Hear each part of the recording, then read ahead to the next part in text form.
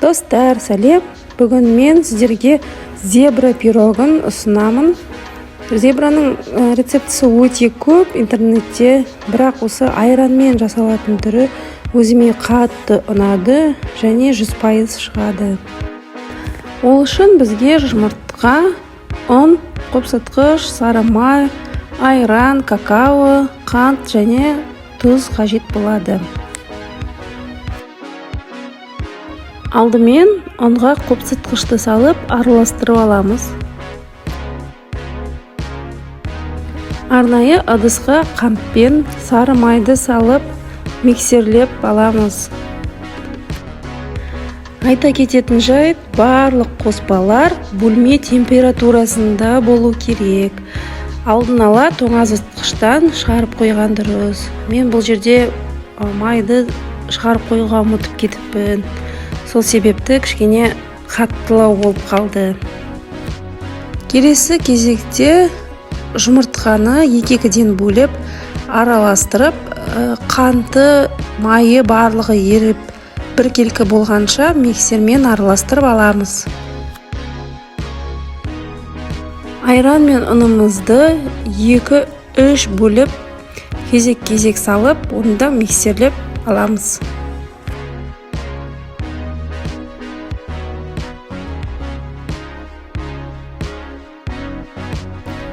Тұзды да мен ұмытып кетіппін, сол себепті қазір салып жатырмын. Жалпы банағы қопсытқышпен бірге ұнмен араластырып алған дұрыс.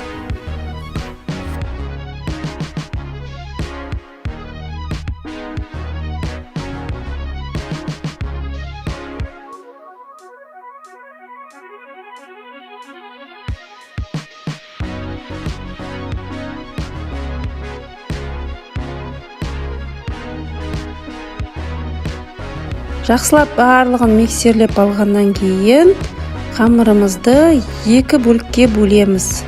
Мен көзбен ғана бөлдім, ал егер ровно бөлем десеңіздер, весімен бөлуге болады. Бір бөлігіне 15 грамм какаоны салып миксерлеп аламыз. Какаоны міндетті түрде сүзгіден өткізіп алу қажет.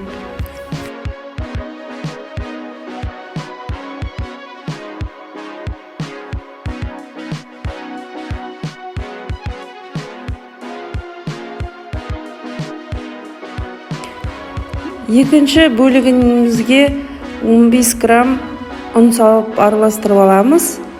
Сонда 2 қамырдың қоюлығын бірдей қылып келтіріп аламыз.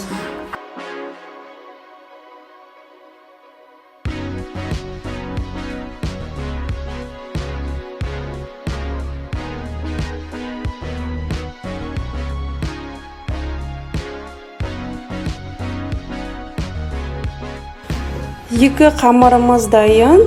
Енді форманы дайындап алып, кезекпен кезек 2 ас қасықтан салып отырамыз.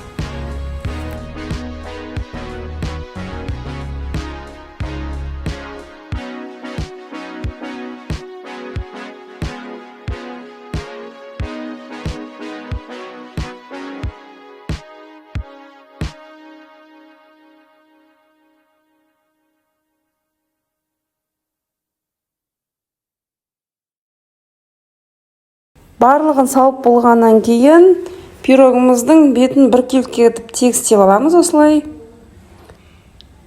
Және спашкамен немесе зубочисткамен осылай әдемілеуге болады.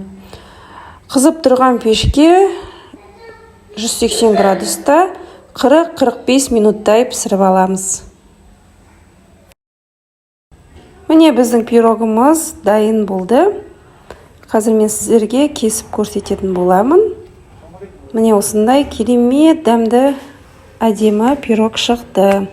Достар, егер менің видеом ұнаса, маған тіркеліп, лайк, комментарий қалдыруларыңызды ұмытпаңыздар. Рахмет.